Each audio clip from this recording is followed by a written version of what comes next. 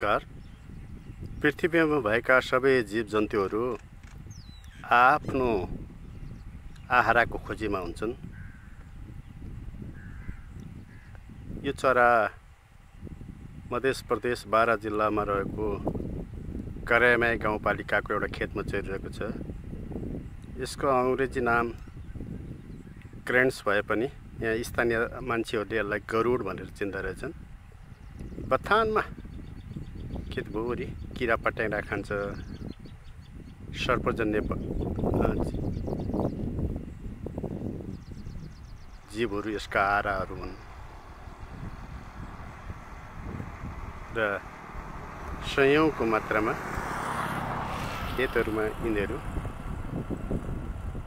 बिहानदेखि बेलुकीसम्म आफ्नो आहाराहरू खोजिरहेका हुन्छन्। अत्यन्त एकाग्र भएर बकुल्लो जस्तै खोजिरहेछ।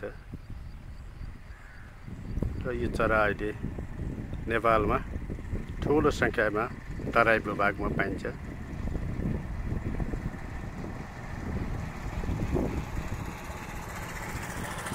असाध्यै आकर्षक, एकचित्त भएर यसले आफ्नो आहाराहरू खोजिरहेको छ।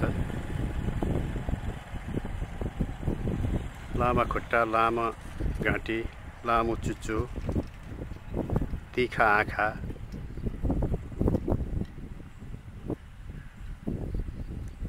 यो खेतमा चाहिँ एउटा मात्रै रहेछ।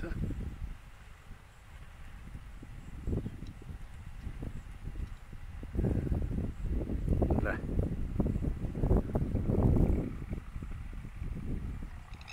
आहा, धन्न टिपेको।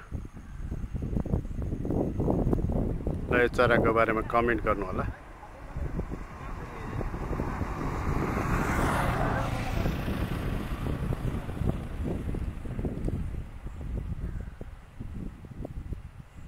च्यानललाई सब्सक्राइब पनि गरिदिनु होला। म यस्तै चराहरू, जीवहरू, जन्तुहरू बोकेर आउनेछु।